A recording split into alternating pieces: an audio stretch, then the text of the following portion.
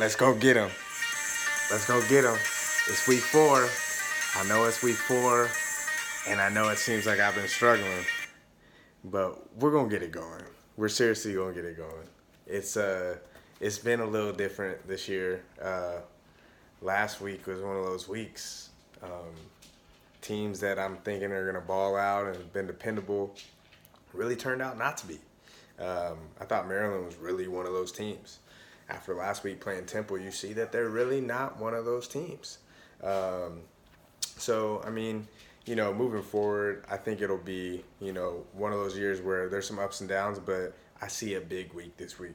So, recap, of course, I'm a little under 50% right now. We'll make that up on the back end. We're getting into conference play a little bit. We're getting into some of those big games. I'll highlight some of those today. I got some of those in my picks. So let's make it happen this week, huh? So first, of course, I want to start with some education. My education this week, I want to talk about offensive schemes, like what you're seeing in college football now. Like you see some cool stuff now. I remember watching like when it was just pro style and some option football, but now you have things such as the air raid now, right? Where you got teams like SMU, Baylor, even Florida State now. They have Arbrow's son. He's down there now, so now they're just throwing it up, right, and chucking it up. So the air raid's amazing. I like it. You have the RPO, right? It's run pass option.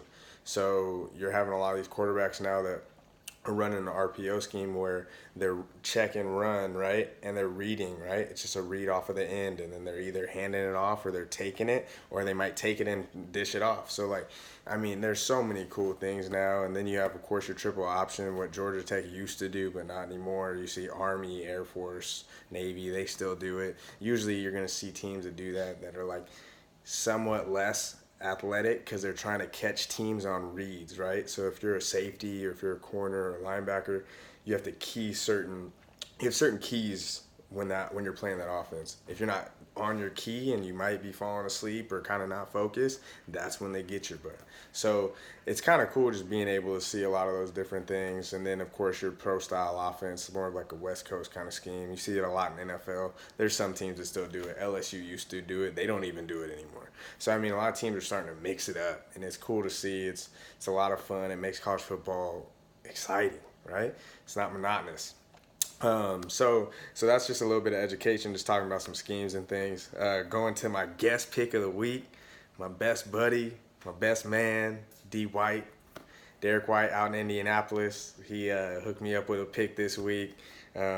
He's got App State at UNC, and he likes UNC to cover -3. I like this pick. It's a good pick. UNC, they played a tough Wake Forest team at Wake Forest last week, and it was tough.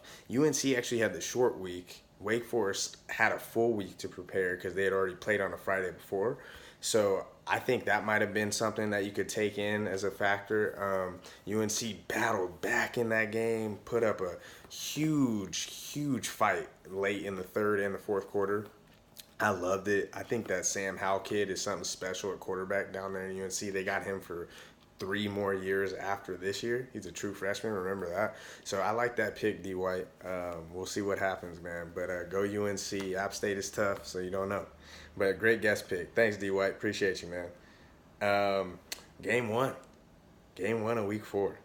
Western Michigan at Syracuse. I like Syracuse, -5.5. I think Syracuse can cover. Really, Syracuse hasn't won in a little while. They got beat bad by Maryland. They got beat bad by Clemson. The Maryland one wasn't expected like that. They were a favorite going into that game. Clemson, that's a different story. I think Syracuse being at home, they're due for a win. They really are. I see Cuse winning by at least a touchdown here. That Maryland loss really took a lot out of them, but I think they're going to bounce back after that Clemson play because they played Clemson okay for part of the game. They played them as well as they possibly could. That Clemson team, we all know we'll probably see them playing in the last game of the year. Let's be honest. And then also, you got to look at it. Like Western Michigan, they're not a great team, but they are a good team. They're in the MAC. Quarterback's pretty good. Running back Bellamy, he's pretty good too. They're able to run the ball and throw the ball pretty well. They actually put up almost 700 yards last week against Georgia State, which is kind of crazy. They put up over 50 points. So, I mean, that was a crazy game for them. I think they're going to come back to earth this week. And I think the Orange pull this one out. So I like Syracuse minus 5.5. Game 2, UCF at Pitt. UCF, I like UCF in this game. UCF is, the Knights are playing tough, really tough, playing good, solid football in all phases too, special teams, offense, defense, and offensively they are just doing a lot. This game last year, Pitt lost 45-14. Pitt, to me, yeah, they played Penn State pretty tough, right? And I know a lot of people are going to be like, oh, Pitt's the real deal. They're not bad. They're not bad.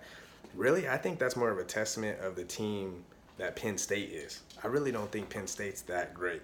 So I see Pitt losing this game. I see UCF covering. It's minus 12. I definitely see UCF putting up over 12 over Pitt. UCF's offense is it's a system. They just got it moving. So I think UCF plays well. They match up well against Pitt's defense. Dylan Gabriel and the Knights, I mean, they're even better this year than they were last year. So I can't wait to see this game. They're averaging over 600 yards on offense. Come on. It's Knights all day. Knights all day. So I'm taking UCF in that game. I love it.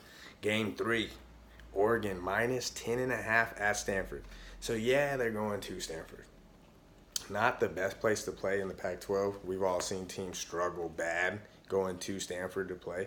But the thing is Oregon, man, Justin Herbert, that team is smooth, boy, especially that offense. And I think that Oregon's going to just they have better athletes. The athleticism is going to really rise to the top in this game. And I think you're going to see Oregon expose some of Stanford, especially offensively. In the game, it was 38-31 last year. Oregon won at home 38-31. So I know it'll be tough, but Stanford's just not the same Stanford team. I mean, going back to talking about UCF, did you see the game last week? Stanford did not look good. Not at all. UCF played strong, but Stanford just really looks bad. They're really, the program's kind of, I don't want to say tanking, but it's definitely falling off a little bit. I think they're finally seeing some of those recruiting struggles when it comes to being able to get some of those cream of the crop athletes now to be able to compete at the level that they want to. So I definitely see the Ducks pulling this game out strong. The Ducks really, to me right now, they look very good. They should be undefeated, shouldn't even have lost to Auburn. And the Ducks are just they're rolling, man. They haven't really played too many good teams like Nevada and Montana since Auburn, but they've been getting the offense moving, and that's what matters. So I like Oregon here. Game 4, UW, Washington minus 6.5 at BYU. Cougs, right? I mean, I like BYU. I mean, why not root for them, right? But the thing is UW, they're supposed to win this game. They put up 52 on Hawaii. I know Hawaii doesn't have much of an offense. Sorry about that. Much of a defense. And they have a strong offense. But UW's defense played against Hawaii's offense very strong. UW's defense been playing pretty strong this year. Their loss to Cal, it's not like Cal put up all types of points on them. It was just a low-scoring game offensively for UW. So I think UW will actually come in and kind of put some water on that BYU fire this week. And I'm sorry to say that because I root for BYU, but Zach Wilson and the boys, I think Zach's going to have a comeback to earth moment this week. I think it's going to be a little bit of a struggle for him playing against UW. That defense is pretty strong. So, I mean, I like Washington here minus 6.5. I don't see how they don't cover in this game. I know Provo is a tough place to play, but UW's going to come out strong in this one. Easton and the boys, take them all day. Go UW. So, to your over-under wonder, let's get Baylor at Rice. Over-under is 58.5. I love the over here. Why not? Baylor can put up 58 by themselves or 59 by themselves. They don't even need Rice to score. I'm kind of joking, but, I mean, if you look at Baylor's score against UTSA last week, they put up 63. And Rice's offense is bad, but they're not that bad to not be able to score. I definitely see this game being like a 56 to 14 game. Like, this is a game where Baylor's going to keep it going. That offense is clockwork, right? Like, tick, tick, tick, tick, tick, tick, tick, bomb. Tick, tick, tick, tick, bomb. Like, that's just all it is. Baylor's, like, offense is still moving and grooving, just like it always pretty much has. So, I'm taking Baylor in that game. I like those boys. It's just, I feel like it's a gimme over.